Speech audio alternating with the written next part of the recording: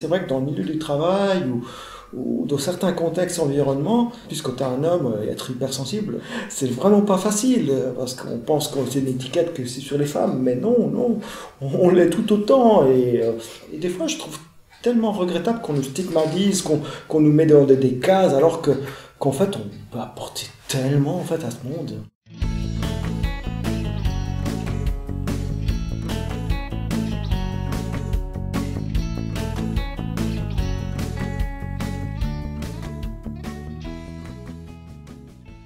Bonjour à toutes et tous. Aujourd'hui, je vous propose un épisode un peu différent des derniers, parce que ce sont 3 personnes qui vont nous parler de leur propre vécu. Ces personnes, ce sont Jennifer, Franco et Roberto, tous les 3 membres du comité du groupe d'entraide lausannois, les hypersensibles.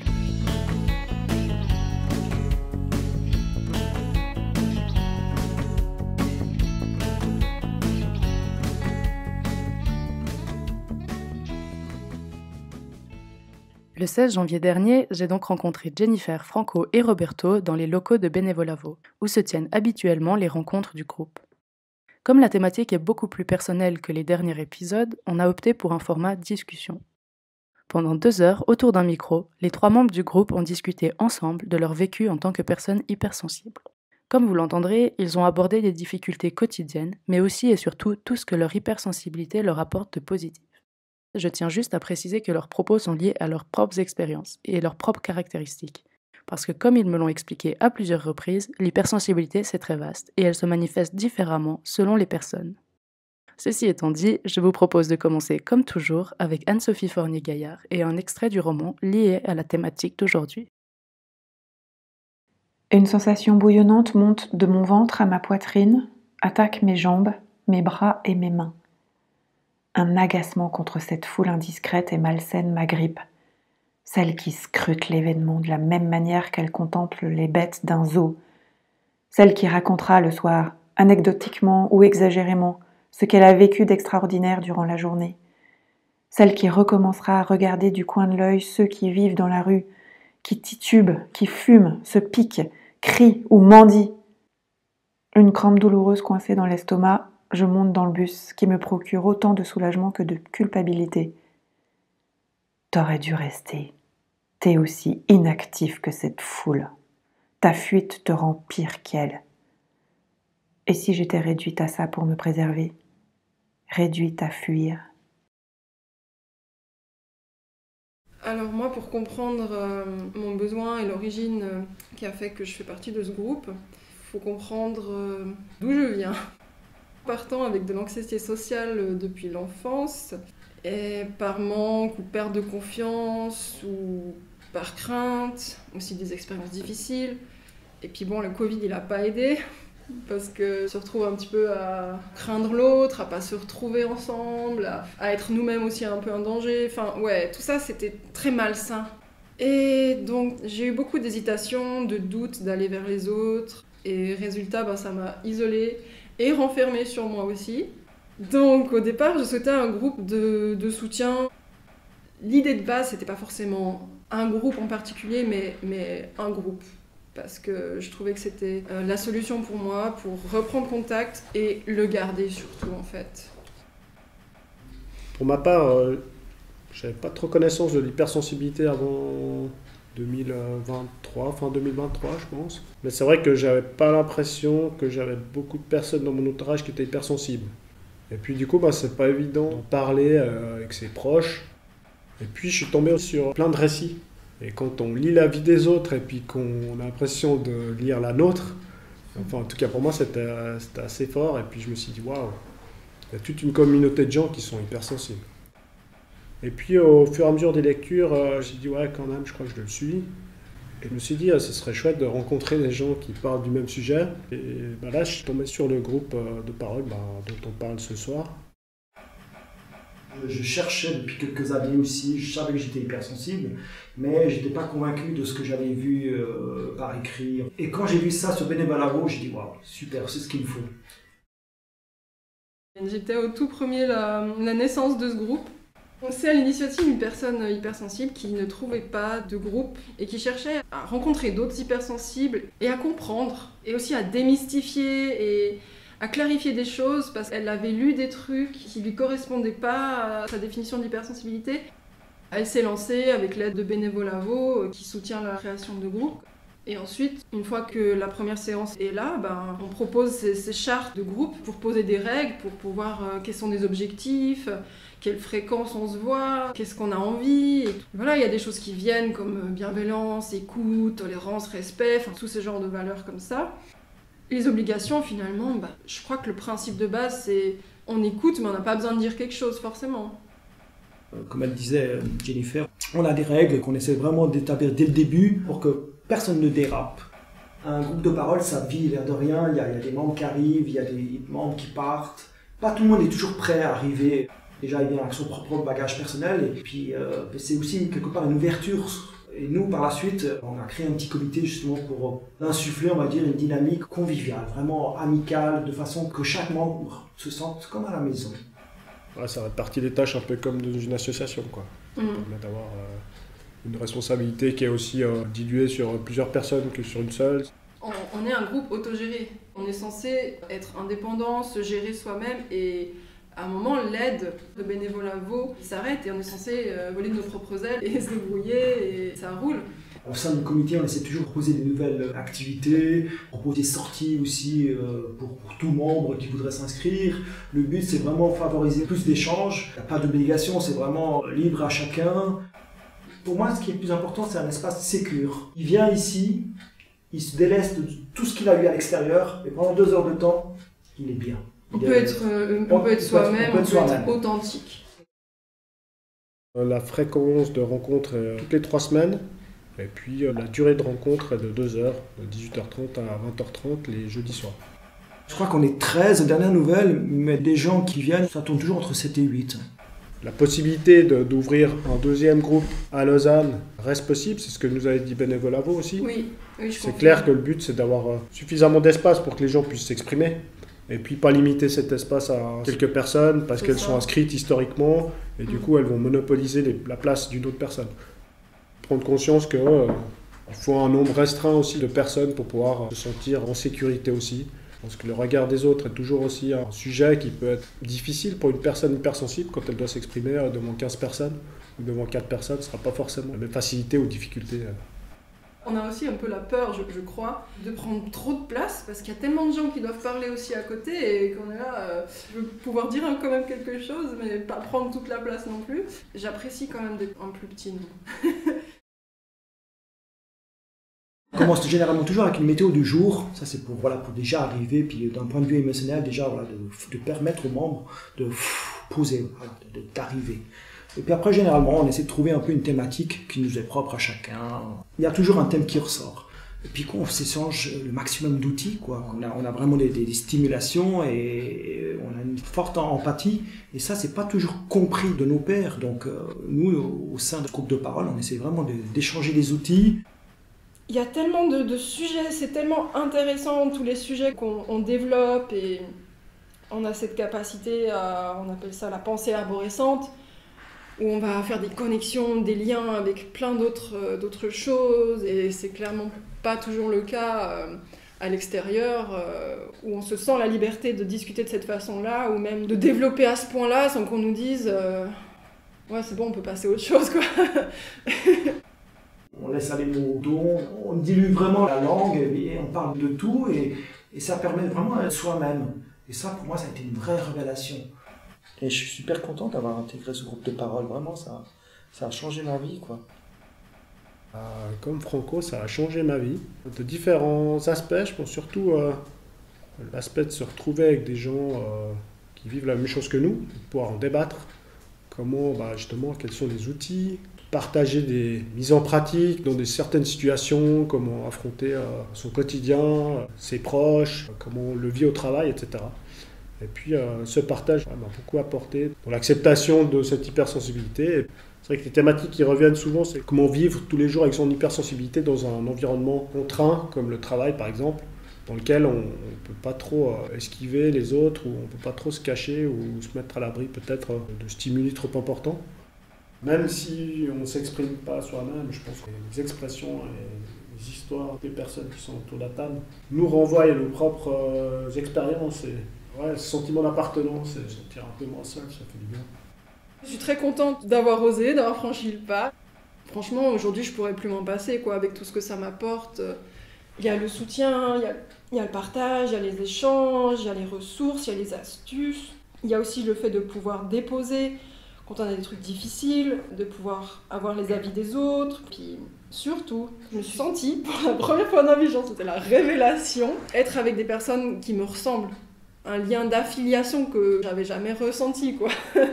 Et ça, c'était fort. C'était vraiment... Ouais, c'était incroyable.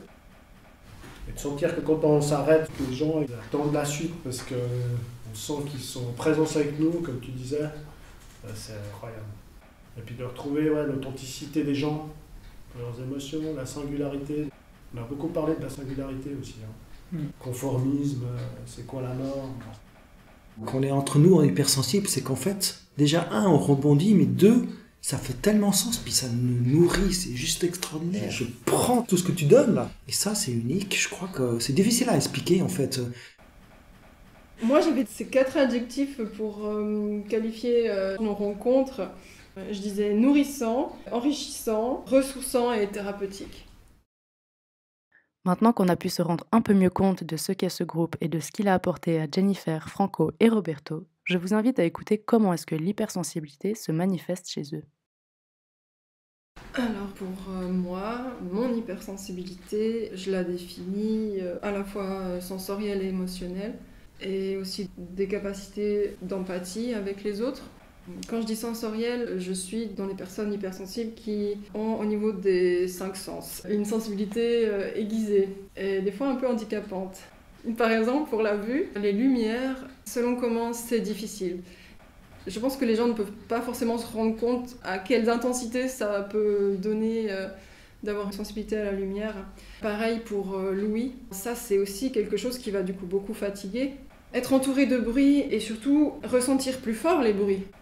La ville, c'est beaucoup de stimuli, les choses qui se passent, les couleurs, les lumières, le bruit, l'agitation, les gens, d'émotions qui ne m'appartiennent pas forcément, qui vont nous donner des informations que moi je vais percevoir. Et j'ai dû apprendre à filtrer et à pas m'en préoccuper. Et du coup, oui, je me sens assez facilement épuisée. Rebondir sur cet aspect des sens, c'est vrai que tout ce qui est les surstimulations, c'est assez difficile. Au milieu d'une gare, on va chercher son horaire, il y a des gens qui nous passent devant, derrière, après on a du bruit, etc. Enfin, pas toujours évident justement de remettre un peu de l'ordre dans son activité mentale et puis juste focaliser sur quelques aspects, ou un seul, pour justement apaiser un peu ce mental.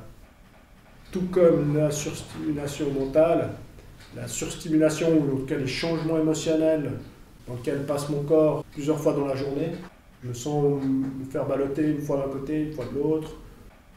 Et c'est vrai que moi je vais aussi m'émerveiller dans certaines situations très simples en fait. De voir la vie telle qu'elle est, peut-être dans l'autre sens justement quand elle est moins belle. L'émotion elle est tout aussi forte que quand elle est très belle. Après c'est de nouveau comment retrouver cet équilibre. Pas être dans les colères ou pas être non plus trop perché dans un autre monde parce qu'il y a des fois il faut quand même continuer de vivre en société. Une société où on les exprime de moins en moins donc c'est pas forcément évident. Alors son authenticité, et puis, exprimer ce qu'on ressent, c'est pas la norme. Quoique, pas sur les réseaux sociaux, mais peut-être que c'est l'inverse, peut-être que justement, l'expression de soi de manière plus authentique commence à refaire surface, après peut-être une facette plutôt idéale qu'on nous a servi jusque-là. Bon, moi je vais enchaîner. Moi j'ai vécu mon hypersensibilité très mal quand j'étais très jeune. J'étais un volcan intérieur et je ne comprenais pas comment vivre. Je ressentais tout, puissance fois, je sais pas quel chiffre, mais on met longtemps en fait à se rendre compte déjà que on est hypersensible, connaître déjà un peu son fonctionnement avec ceux des autres. Je suis jamais préparé en fait à ce que je vais vivre. Ça, c'est quelque chose que la vie m'apprend et aujourd'hui j'essaie de un peu m'adapter par rapport à ça. Je me suis rendu compte que ces derniers temps, j'avais même restreint mon cercle d'amis avec que des hypersensibles, peut-être parce que j'étais plus dans un espace sécure. Quand On sait qu'on a certaines qualités avec cette hypersensibilité, mais qu'on ne sait pas comment s'en servir, c'est pas évident. Je me rappelle encore des scènes où j'étais en cours d'école, où j'écoutais tout le monde, tous les enfants, je voyais la violence, je voyais des gestes magnifiques entre deux personnes. Je vivais tout ça, mais avec une forte intensité. Puis ça, aujourd'hui, je me rends compte que malgré les années, ça continue. On parle pas toujours, mais en fait, moi, ce qui m'émue le plus, c'est l'amour. C'est très... Pour un garçon de parler de ce genre de choses, des fois, c'est pas facile. Il faut toujours être performant dans un monde compétitif, en tout cas en Suisse, en plus, on le sait. Hein. Il y a beaucoup d'exigences au niveau professionnel. Donc c'est clair que ça laisse moins de place aux émotions, justement. Et de savoir si c'est tabou ou pas, on va dire pour l'hypersensible. Est-ce qu'on pense que ça peut être stigmatisé, ou est-ce que ça peut nous desservir? Ça, c'est pas évident. C'est vrai que dans le milieu du travail ou dans certains contextes, être hypersensible, c'est vraiment pas facile parce qu'on pense que c'est une étiquette que c'est sur les femmes, mais non, on l'est tout autant. Et des fois, je trouve tellement regrettable qu'on nous stigmatise, qu'on nous met dans des cases, alors qu'en fait, on peut apporter tellement en fait à ce monde. J'en parle peut-être beaucoup, et je me suis posé la question des fois aussi si à l'inverse. Les gens ils me trouvaient pas, alors pas égocentrique ou dans l'arrogance, mais plutôt au rôle du Calimero. Les éléments que vous venez d'entendre font partie de la facette de l'hypersensibilité, difficile à vivre au quotidien. Mais en réalité, les 3 membres du groupe sont d'accord pour dire qu'aujourd'hui, l'hypersensibilité leur apporte plus de positif qu'autre chose. Et si cette manière de la considérer et de la vivre est possible, c'est grâce à beaucoup de petites choses qu'ils ont mis en place pour cohabiter avec elle le mieux possible. Le côté positif, c'est que pour moi, je suis capable aussi de m'émerveiller de tout ce qui va bien, de tout ce qui est beau. Pour moi, je trouve que ça porte, et ça amène de l'énergie à l'inverse. Je parlais d'énergie, mais justement, quand on vit des choses positives, qu'on voit des belles choses, il y a cette sensibilité, oui, à ce qui est beau, aussi à l'art, la créativité, les belles histoires, les trucs touchants. Et ça peut aussi amener quelque chose où on se sent bien, en fait. On a une capacité, je sais pas, on peut voir un coucher de soleil, et puis on peut voir, je sais pas, un couple qui est à côté de soi, puis ils s'embrassent, puis on peut être ému. Il y a des choses quand même assez extraordinaires qu'on voit quand même dans l'hypersensibilité.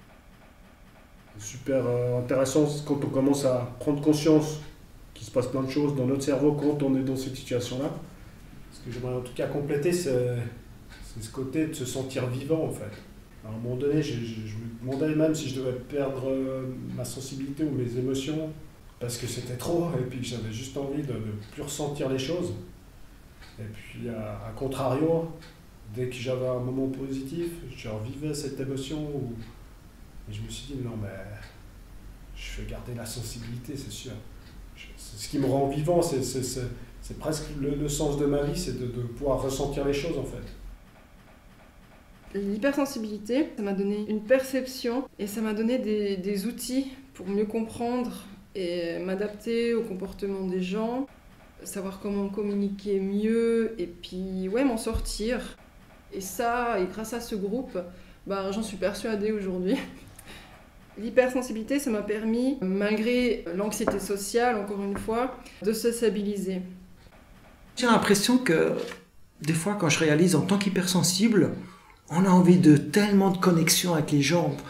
Et si on peut avoir ce partage, on va dire, spirituel, intellectuel, oui, ça pourrait être aussi charnel, mais voilà, parlons de connexion en général. Et c'est vraiment ce qui me caractérise. J'ai une remarque plutôt dans le sens positif. Il y a une personne qui m'a remercié de souvent lui demander comment ça va. Et j'étais une des rares personnes à faire ça en fait, dans les messages. Mais comment va l'autre avant de balancer tout ce qui nous intéresse, tout ce qu'on veut avoir comme réponse, ça, peut-être les gens oublient un peu. C'est dans cette idée que tu disais d'un peu d'attentionnel aux autres. Je ne veux pas me porter comme donneur de leçons, mais si on nous laissait un peu l'opportunité, oui, on pourrait faire tellement de choses. Et on mettrait l'accent, on va dire, sur les émotions, sur, comment dire, les vraies relations, toutes des choses qu'on cache, quoi, ou qu'on ne veut pas mettre, ou des fois on ne met pas assez en avant, mais en fait, l'hypersensible, il a une capacité incroyable, il a une plasticité en fait cérébrale qu'on peut faire tellement de choses avec cette plasticité.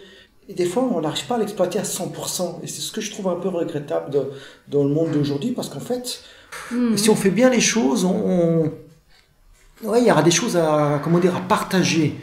Mais c'est vrai qu'il faut beaucoup se protéger parce qu'on peut vite se fatiguer. Si on a une journée stressante, on est à plat au niveau batterie. Ça, c'est toujours l'équilibre à trouver chaque jour. Et un peu comme toi, Roberto, je me suis mis dans la pleine conscience, et ça, c'est vraiment quelque chose qui m'apaise tous les jours, un peu en fin de journée. Puis bon, ça me permet vraiment de calmer toutes ces émotions. Du point de vue créatif, moi, je m'en suis rendu compte surtout avec l'écriture. C'est-à-dire que ça compense quand on a une journée de M. Je rentre à la maison, je me mets à écrire, je remonte. Voilà, je fais un truc qui me plaît et c'est juste génial. Ajouté à ça, je ressens le besoin, comme beaucoup d'autres, qui saturent, de mettre parfois à l'écart de tout ce qui s'est emmagasiné en moi, et puis de revenir à moi, et de redescendre émotionnellement, de retrouver une forme de calme, de neutralité intérieure, pour pouvoir de nouveau affronter le quotidien, me retrouver avec des gens, faire les activités et tout ça. C'est un peu parfois une balance, un équilibre, parfois dans le chaos qu'on peut ressentir. Ça demande un peu de s'écouter, de pas trop tout le temps écouter les autres, d'avoir filtré un peu aussi. Et ça, j'ai dû apprendre à dédramatiser, à laisser ce qui appartient à l'autre. Une fois, des termes qui ont pu être cités, c'est de caractère éponge. Ça demande de savoir gérer, en tout cas, pas se laisser envahir complètement et s'oublier ses besoins. À force de suradapter et puis d'être hyper empathique, on donne beaucoup plus à l'autre qu'on donne à soi. Et c'est vrai que des fois, c'est un peu... ça me pas évident de se dire que je suis en hyper empathique, et puis à un moment donné, de me dire, non, si tu vas donner ton énergie à l'autre, tu vas pas la conserver pour toi. Et puis après, justement, de dire, conserve l'énergie pour toi. J'ai l'impression, là, que je suis égoïste. Donc c'est vrai que c'est de trouver le juste milieu entre donner du temps à l'autre et conserver du temps pour soi, se reconnecter avec soi et se reconnecter aussi avec ce que la Terre a à nous offrir. C'est vraiment, je pense, très important pour les hypersensibles. Pour moi, je l'ai dit tout à l'heure, c'est vrai que ce sera de se focaliser sur une activité plutôt artistique ou une balade ou quelque chose de très simple. Essayer de diminuer mon activité mentale. Et puis le groupe de parole, ça m'aide beaucoup. Je crois que ce groupe de parole m'a vraiment ouvert les yeux sur me choisir moi. Ça paraît bête, mais on fait tellement d'efforts pour les autres, pour être bien, pour se suradapter constamment, puis en fait on passe à côté de sa vie, quoi. Et ça, moi j'ai arrêté de le faire. Comme tu le disais toi, Roberto, c'est pas évident parce qu'on peut-être vider des autres. Certains doivent penser qu'on est égocentrique, mais en fait, moi je pense que pas, parce que on donne beaucoup et on n'arrête pas de donner. Je veux dire, par contre, ce qui est des fois pas évident, c'est que on devrait aussi apprendre à recevoir aussi. Maintenant que je me rends compte de cette caractéristique de ma vie, j'essaie de l'exploiter à fond. Mais il ne faut pas trop que je sois dans le rouge quand même. Ça, je crois que c'est ce qu'il y a le plus dur. Parce qu'on a envie de bouffer de la vie, si je peux dire.